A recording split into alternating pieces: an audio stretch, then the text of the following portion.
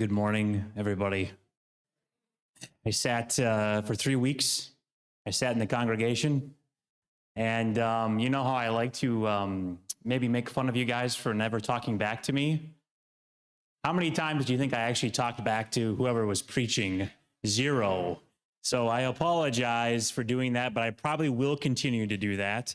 As we get started today, there was one item of business that it was my fault that did not happen in the announcement time. Bonnie Grimm, her membership is being transferred from the Waukesha Seventh Adventist Church to our church, the Milwaukee Central Seventh Adventist Church. I thought we did a second reading last week, but there I go thinking again, as my dad would say. So is there a motion? You guys, please, now I'm going to make fun of you for not laughing at that terrible joke. Thank you.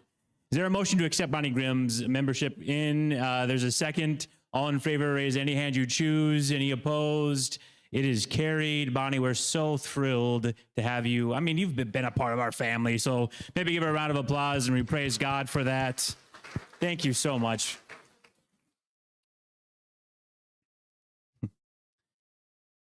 There are times in my life where I feel like vegan cheese.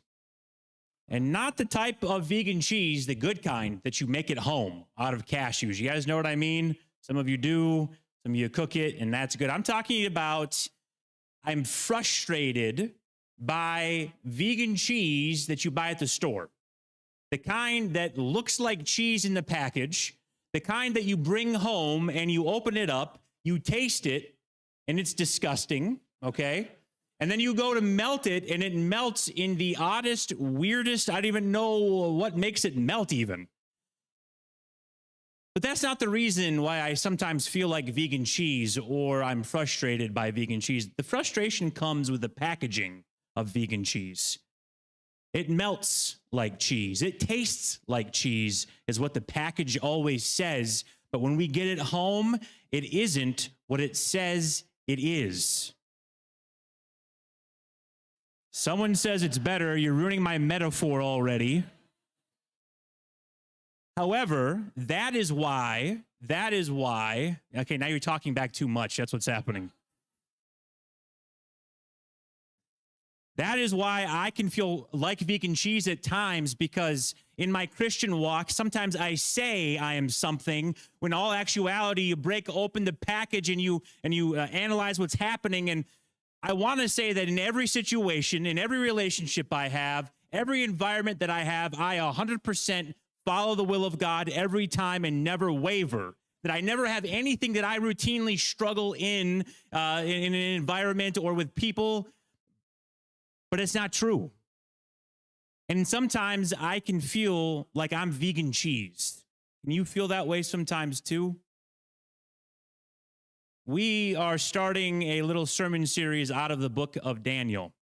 We want to look at the areas of our lives that are not lining up with what we know God has called us to. And we don't want to just stay vegan cheese. We want to be real Wisconsin cheddar cheese. How can we have victory in these areas of our lives? This is what we're looking for, because there's not a lot of defeat going on in the book of Daniel. There's victory. And so this is what we're after. And so next week, we'll talk about living with anxiety as a Christian, having that victory. We'll talk about our community. Today, we want to open up chapter 1 of the book of Daniel and explore the different environments we may find ourselves in and how we may have victory too. So open up to Daniel chapter 1, verse 1, please, with me. Daniel chapter 1, verse 1. And I praise God. There's so many microphone stands up here and a guitar up here and a beautiful piano. Thank you, young adults, for the music for basically 2 Sabbaths in a row. And I want to thank our ACF guys for last week's service, and then Pastor Titus for the 3 services ago. Daniel chapter 1, verse 1 states, "In the 3rd year of the reign of Jehoiakim, king of Judah, Nebuchadnezzar, king of Babylon, came to Jerusalem and besieged it. The Lord gave Jehoiakim, king of Judah, into his hand, along with some of the vessels of the house of God, and he brought them to the land of Shinar, to the house of his God, and he brought them to the vessels into the treasury of his God. Then the king ordered Ashpenaz, the chief of the officials, to bring in some of the sons of Israel, including some of the royal family and of the nobles, youths in whom was no defect, who were good-looking, showing intellect in every branch of wisdom, endowed with understanding and discernment and knowledge, who had the ability for serving in the king's court, and he ordered them to teach the literature and language of the Chaldeans. Verse 5, the king appointed for them a daily ration of the king's choice food, and from red wine which he drank, and appointed that they should be educated 3 years, at the end of which they were to enter the king's personal service. Verse 6, now among them were from the sons of Israel, of Judah, were Daniel, Hananiah, Mishael, and Azariah. Then the commander, the official, assigned new names to them. And to Daniel he assigned the name Belteshazzar, to Hananiah, Shadrach, to Mishael, Meshach, and to Azariah, Abednego. As we open up the book of Daniel, what we have is not just one nation conquering another nation. We can see that there are actual utensils that the Jews would have used in the temple to worship God. And these utensils are being taken from the temple in Jerusalem into the temple of the chief god of the Babylonians, who is Marduk. And not only is it brought into its temple, it's also brought into its treasury. And what's going on is a complete destruction of Jerusalem. And in the Babylonian minds, it's not just one nation conquering another nation. This is one god or gods conquering the God of Judah. And so what's going on is that Babylon would bring people out, of choice people out from the nation that they would conquer, and they would indoctrinate them. No longer would they be Jews, they would be Babylonian Jews. No longer would they just be worshiping one God, they were expected to worship the pantheon of Babylonian gods and recognize that their God had just been defeated. Now, the four people that are zeroed in on here, Hananiah, Azariah, Mishael, and Daniel, these are four like teenage boys, basically. This picture that got generated has nice beards and everything, but maybe they couldn't even grow beards at the time. They would have been from the royal line in some way, shape, or form. Some people think he could have been prince, maybe next in line to be king, perhaps. Their parents would have been killed. And, I went over this story this morning, and my youth Sabbath school actually helped me write the rest of this, some parts of this sermon this morning. And it was really shocking to learn that these four guys were under the care of a eunuch because they were becoming eunuchs. So when they were going to Babylon, everything was changing for them. Everything was different. There was nothing that wasn't touched. In fact, we see there in verse 4, talks about how they were learning the language and the literature of the Chaldeans. Now, Chaldeans were people that would look at the stars, and they were astronomers. They would look and they would notice the movement, and they would understand different planets in different times and different seasons, but they were also astrologers. They would also notice in those movements, they would try to interpret what's going on in reality, or they were trying to interpret the future with those movements. And so what was going on, it wasn't just that they were being brought to Babylon, they're being castrated, is what was happening. They were being told they have to eat certain food. It was also that they had to learn a new religion, new gods, and a new way to interpret reality. Their names were even changed. All of the original names of these four Hebrew guys all had to do with the name of God in them. And the four new names that they were given all had to do with Babylonian gods being given to them. So excuse these four guys, especially Daniel, if they didn't totally assimilate into Babylonian culture in this environment and totally turn their backs on God. In fact, when I polled the youth Sabbath school this morning and I said, what are the chances that these guys stay faithful? I think, Henry, I got to out you here. Henry went like that, meaning 0%. How could they stay faithful? And then the question begs for us to ask in our own lives, what are the environments that we live in, that we inhabit every day, that we can understand this story in? None of us are going to exactly experience what Daniel and these three other men experienced, but we certainly understand the environment of living in a world of going out our day-to-day life that is not Christian, or is not Seventh-day Adventist Christian. Would you like me to read to you some of the things our students up in the youth Sabbath school class talk to me about of what they experience at going to school? I'm going to do it. Whether you said no, I was going to do it anyways. Got to clean that up for my sermon prep. No more asking questions. Okay, so here are some things that our students face. Pray for our students. Drugs and alcohol. Not like after school, but during school hours. Now, you have to understand, I grew up in a time where I went to a Seventh-day Adventist junior academy, and I went to a Seventh-day Adventist boarding school. And some of these things sort of existed there, but it certainly did not exist to the level that they're talking about. They were telling me that people are in bathrooms smoking weed, doing cocaine, doing other things in their schools. The environment that our kids inhabit. One of the other things maybe not so serious. I think I started with a very serious one. Friends will talk about TV shows that they would rather not watch because they're Seventh-day Adventist. Read books that they don't want to watch because they're Seventh-day, or read because they're Seventh-day Adventist. And one of the hardest things for our students, believe it or not, is Sabbath issues. Friends want to hang out on Sabbath, yet we go to church on Sabbath, and it's not just about going to church on Sabbath, it's also the fact that we keep the seventh-day Sabbath holy. So it's very hard for some of our students to interact with friends and keep friends because of the issue on Sabbath. This is where our students inhabit. This is the environment that they go to day after day, and it can be difficult to live your faith out of that. Now, out of the high school world, what is the environment that you inhabit every day?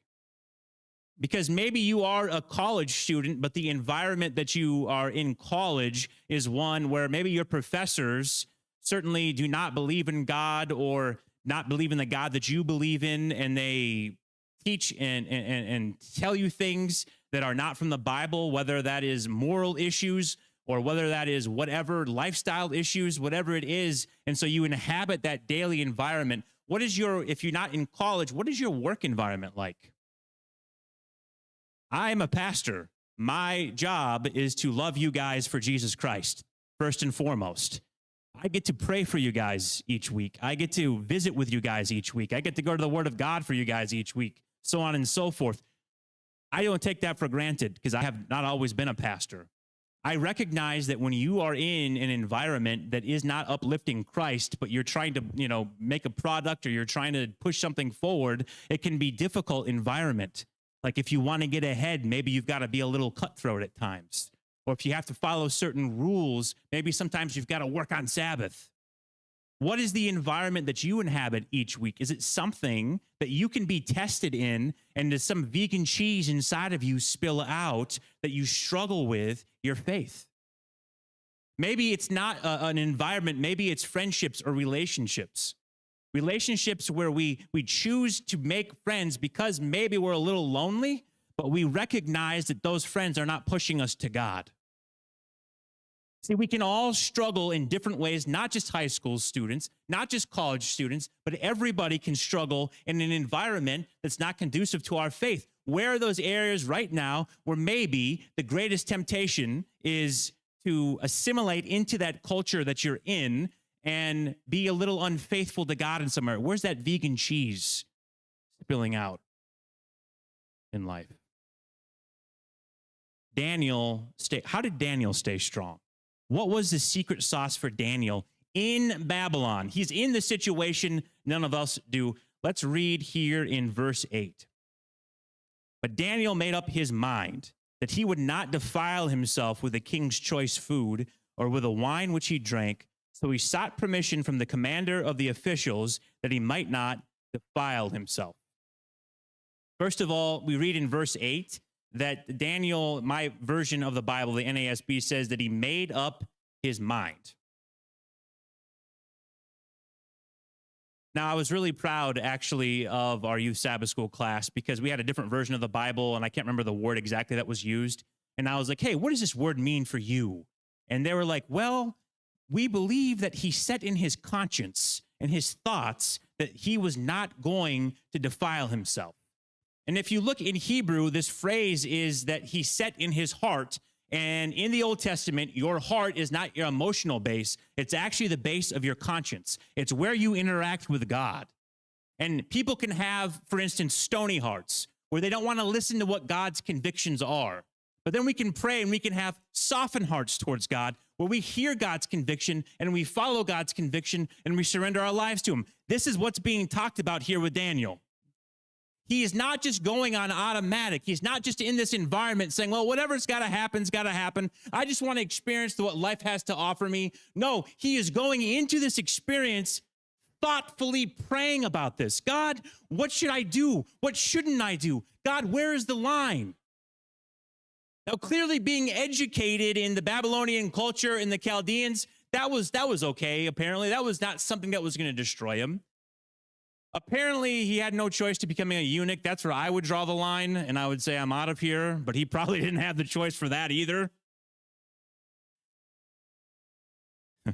Apparently, the name also changing didn't bother him either. He knew he was always going to be Daniel. But when it came time for food, what in the world was happening? Why was food the issue? I'm really hungry right now. Are you guys? We're going to talk about food. Daniel made food an issue, or God made food an issue. Food was an issue because all of those other things, and I just have to give a credit to the youth Sabbath school, they said this too. Food was the action that he had to take. All those other things are kind of passive. You're bringing stuff in. You don't have to really do anything with that wisdom that you're giving is the false wisdom. Who cares if you have another name? That's not going to change how you act. But the food is something that you are doing, actually, that you have to show whose you are. Now, here's why food, in this case, shows who you are. First of all, we have to understand what it was, what kind of food he was saying. I don't want to eat this, but I want to eat this instead.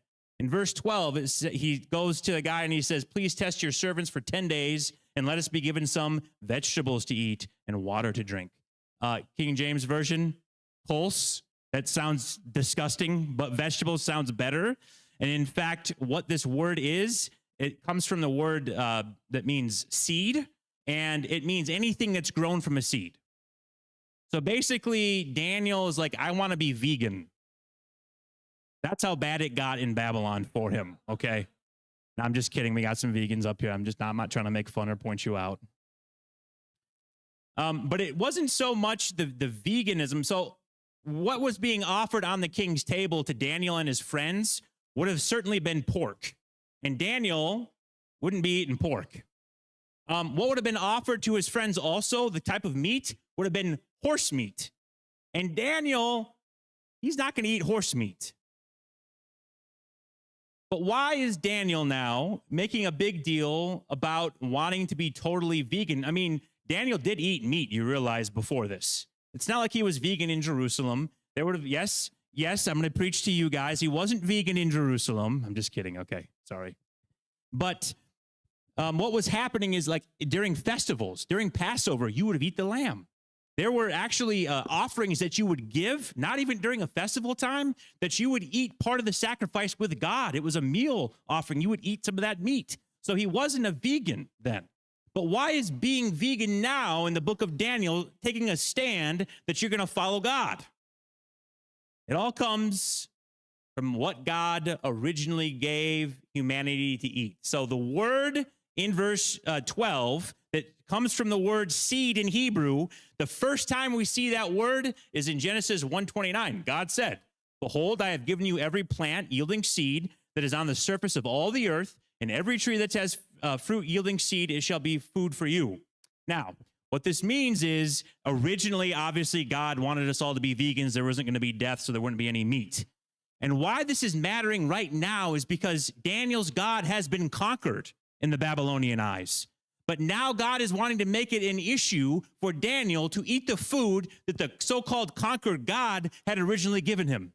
And in refusing to eat the food of the king that had been sacrificed to idols and all those types of things, what he is doing is he is showing worship to his true creator God. And in how he is eating and how he is acting, he is showing who the true God is. And that's what's happening here. So this is not a whole thing where we've all got to be vegan or we're not being special to God. In this specific situation, he had to show who the true God is. And in our situations, wherever we go in our environment every day, this is what's at stake. Because you think there was some risk here for Daniel? This could have turned upside down. This could have gone sideways for him. We know that one of the guys could have been killed. He talks about having his head chopped off if the king finds out. Daniel could have been killed for refusing an order of the king. Certainly, if this was found out and things didn't go right, Daniel could have been going from a wise man to a slave real quick. And that's a totally different life in the kingdom of Babylon. So there was a lot of risk that he was giving up, upward mobility and career goals and popularity to be faithful to God. And we think about some reasons why we can struggle to be vegan cheese, to be faithful to God in our relationships or in our environments we're in. We can tell God, God, I am so lonely. I've got this person and we're living a lifestyle that is way outside of your will. But God, I am so lonely that I know you understand and you look the other way. It's okay, God, isn't it? But we're telling the God who can cure our loneliness, he's got somebody for us or a group of friends for us. We're telling him how he's going to do it in sin. How could we be blessed by God if we are going to run against God? Absolutely not. Job satisfaction, man. If we're looking for that, this is the risk that we may take. God, I'm not going to work on, or I'm going to work on Sabbath because these are the rules and the regulations. I'm going to continue doing it. God, I don't care. I need to get this job. I need the money, but you're still going to bless me? We're talking about the God that owns everything in this world. Can't God provide for us in any other way, shape, or form? Do we have to be cutthroat at our job to get ahead? Treating people in certain ways they shouldn't be treated? Absolutely not. God can help us even if we lose our jobs. What are the risks that we are taking in our own minds when we are refusing to be faithful to God? How about this? This is a great one from the Youth Sabbath School. It came out, we talked about why people do drugs. And we talked about a surface level and a deeper level. I'm so proud of our teenagers. They're like, surface level, it's fun. Deeper level, you're numbing yourself out. You got problems. And what we're risking now when we say, God, you want me to deal with my emotional issues? God, you want me to deal with my past and heal? God, I got to numb myself out. I got to drink that alcohol. I got to smoke that weed. I got to be numbed out. God, you understand. I can't deal with that stuff now. But God is calling us to be healed, to be faithful to him. God is saying, hey, come to me, all you who are weary and heavy laden, and I will give you what? Rest. And so when we are in these environments and we're trying to deal with these situations in any way, shape, or form that is outside of the will of God, what we are risking is not just dishonoring him, but living a life that in the end, we don't actually want to live. And we can struggle with that. So not only do we see Daniel, he's intentionally surrendering what's going on to God. He is not just floating through life. He is not making excuse. He is not saying, God, you understand. He is bringing this situation to God, and God is convicting him, and he's surrendering to that conviction. That's how he stays strong in the midst of Babylon. Again, I give credit to our youth Sabbath school. They're like, it's not just that he was like sitting alone and praying, and he was a holy man, and he made that decision, but there were some action steps that he took, right? He didn't just say, God, I surrender to you and I'm not going to eat this food. What did he go do next? He sought permission from the commander of the officials that he may not defile himself. He actually went and acted on that. He actually did something, instead of doing something negative, God, I'm not going to do this. He followed what God's role was and did something positive. And you know what? When he pushed forward in God's will, God was able to bless him. Verse 9. Now God granted Daniel favor and compassion in the sight of the commander of the officials. Man, Daniel was risking all that stuff, but he surrendered his life to God. He followed what God was asking him to do. God was going to bless him, and God certainly did bless him if you read that story.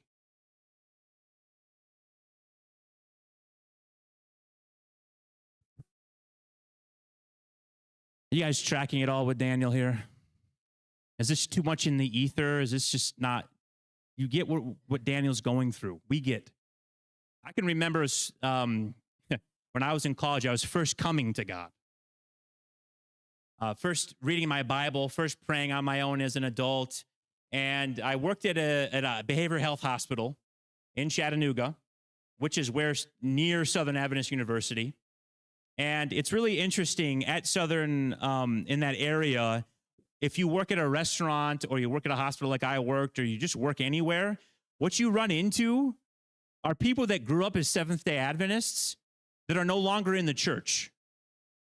In fact, the whole hospital I worked at were basically all former Seventh-day Adventists, my age, in my early 20s.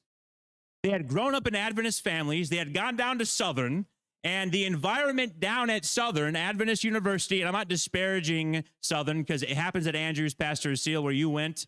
It happens at other universities. There is an environment in our universities or schools, whatever, also that people are assimilated into the culture, surrounding culture, and getting to drinking and drugs and forgetting God and all those things. So I worked with former Seventh-day Adventists, and at the time I was a former Seventh-day Adventist. Now surrendering my life to God, and I was learning to work and give my life to Him. And as I was working there, now I work second shift at this hospital. I work 3 to 11 p.m.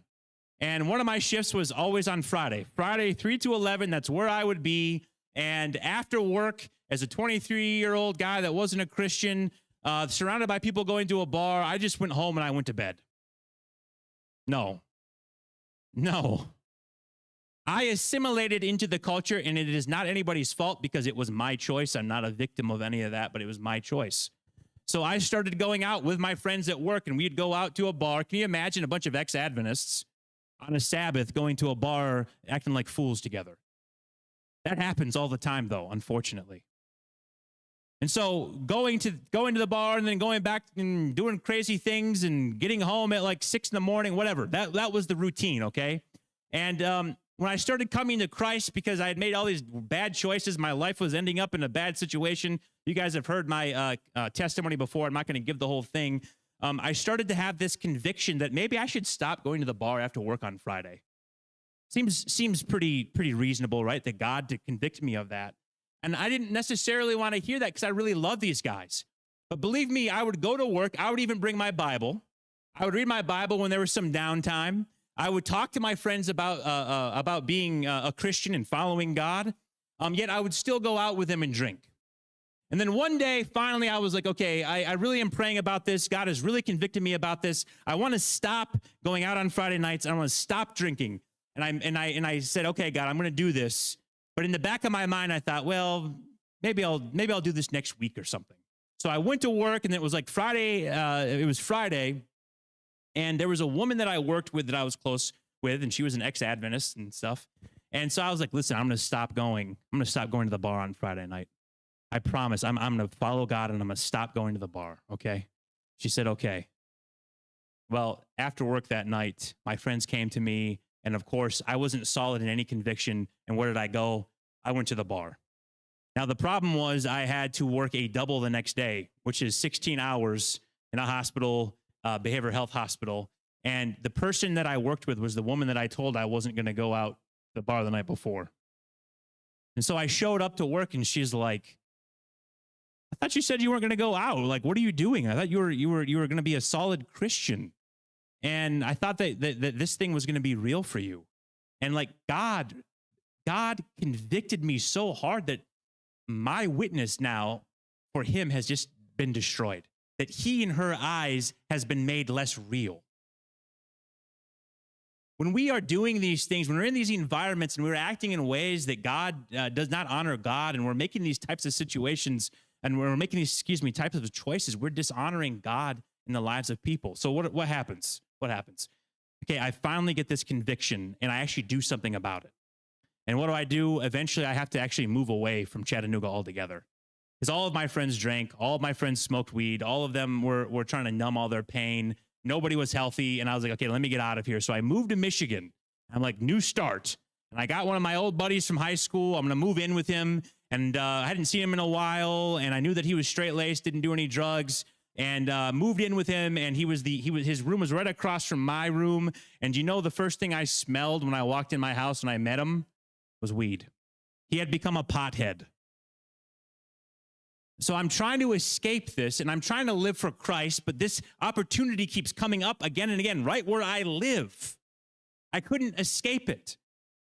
But you know what? It took making up my mind that I was going to surrender to Jesus, praying about this, that Jesus could live inside of me in order for me to have victory so I could be a witness for him. Now, my friend was mad at me when I was like, listen, man, I'm a Christian. I don't smoke weed anymore. He was actually mad. He didn't know, but that's okay.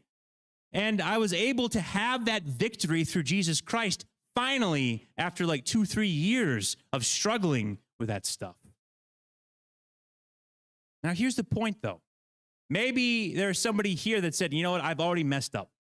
I've already dishonored God. I've already messed up this relationship in this way. I've already gone to my job in X, Y, and Z. You know what? There is mercy, there is forgiveness, and there is strength for anybody. Or I wouldn't be standing here today being your pastor. Because there's plenty of other stories I could tell of God's grace in my life. And God's grace can show up in your life right now. And so if you right now are convicted, you're convicted that you've already messed something up, now is the time to surrender that to God for forgiveness. Now is the time to make your mind up that now I'm going to surrender this, that now God is going to live inside of me, that now I'm going to be faithful and be a faithful witness to him.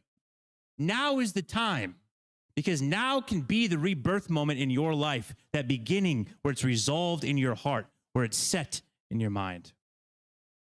As we end here, and I'm going to ask whoever's doing the closing song to come up. We just want to praise and we want to worship God in our closing song.